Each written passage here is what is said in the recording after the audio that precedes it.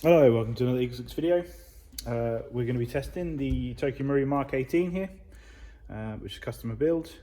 It's a level 3, so it's basically just spring, hot rubber, which is we've gone for the Firefly setup on this one, and Prometheus Tight barrel. And then obviously our usual gearbox. Reshimming and all the various different stuff we do just to eke out those gains, and then just to try and improve the TM setup as best we can when we're not allowed to change the gears and the bushings.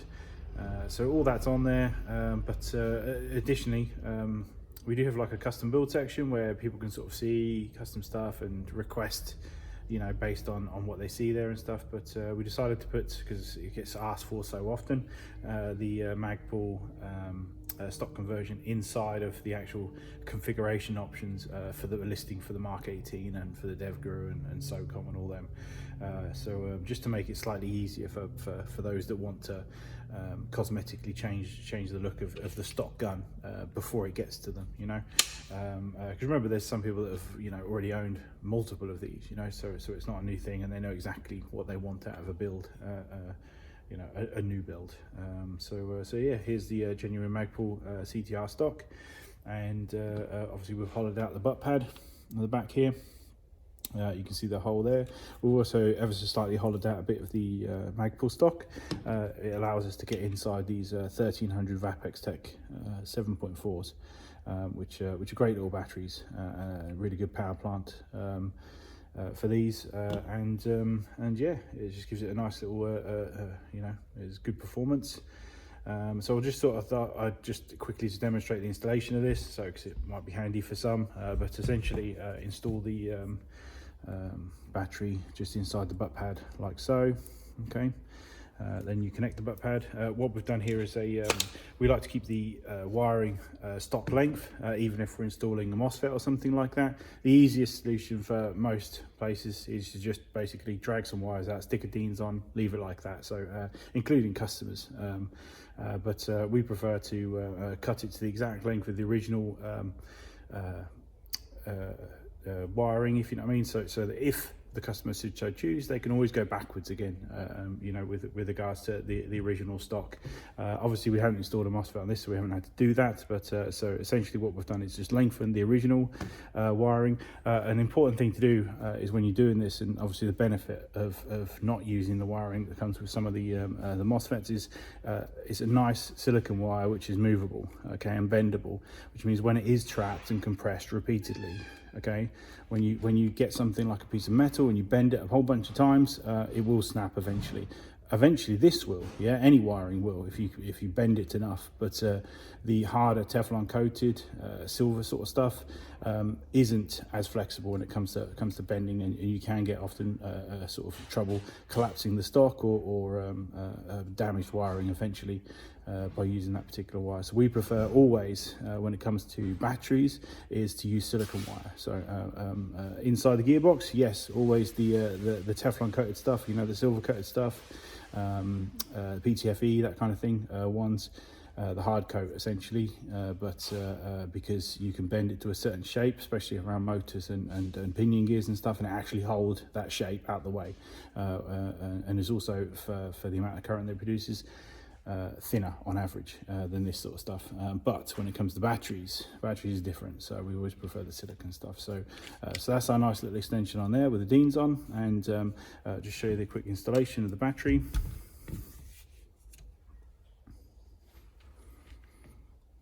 Make sure I do it on camera for you. Simple as this. So because we use the genuine ones, this holds on a hell of a lot better than any of the sort of repro stuff, and that doesn't come off, which means you don't need Velcro on there, and so cosmetically it just looks a lot nicer, if you know what I mean, using the genuine. However, it does have a monetary cost, if you know what I mean, to it. They are expensive, but it's next gen recalls, so if you're going to do it right, eh? So we just need to pop the screw in there, which, yes, I would forget, wouldn't I?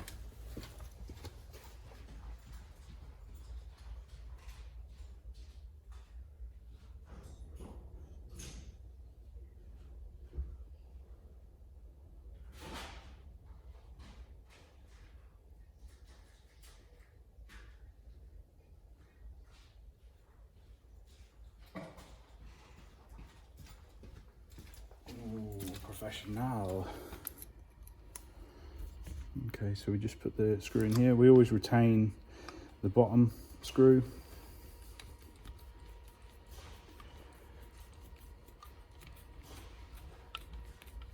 So it's a common misconception. You have to get rid of both of these holes and then use the Velcro. You do not. Always leave this bottom one intact. And the battery fits in just above it, okay? And then this here, yeah, just well on there. So you literally have to squeeze it in order to yank that off there. So that's nice and on there, solid. Obviously, if you collapse in it, there's still, and this is the downside to obviously moving away from the wireless system that TM offers, is that now there is wire in there, and these recoils, because they're not like the sort of normal M4s that have empty stock tubes where you can just stuff all that excess wiring, the stock tube is filled with a recoil system, so there's nowhere to stuff that excess wiring, so it has to be trapped essentially between the stock and the stock tube, which is why it's never great, in my opinion, moving away from the wireless system, unless it's, like I say, for cosmetic reasons, in which case people are quite happy to make certain sacrifices to do that. So but for stock guns and for new people into it, you know, we never would force you over to something with cut holes and wires and that kind of thing. We always try and make the best of the original system, because it's there for a reason. So because the stock tube has no space, and it obviously bypasses that. So yeah, you can see here, obviously it looks cosmetically fantastic. So Mark 18, you know, with the CTR stock. And what we'll do is, obviously we've talked about the build, so yeah, we'll rinse some rounds through.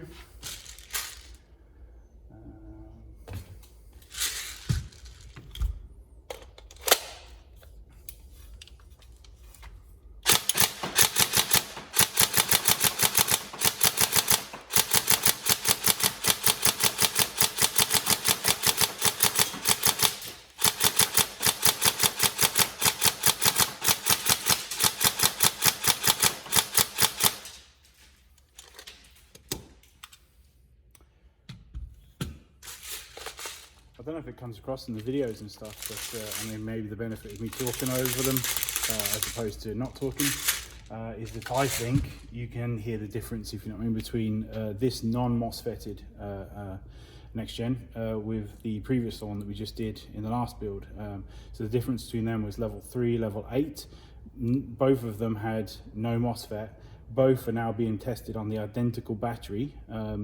But obviously one, you know, like I say, the only difference was one's level 3, one's level 8. So both no MOSFET, and I personally think trigger response wise you can notice it. Obviously also the other one had the Neutron motor, high torque, whereas this one has the stock TM motor.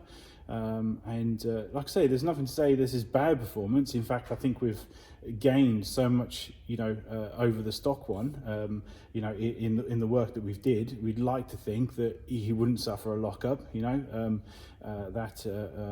you know, he's going to be incredibly happy with the actual trigger response. You know, rate of fire is going to be great for him. Reliability is all there, and obviously the cosmetic looks is there, but.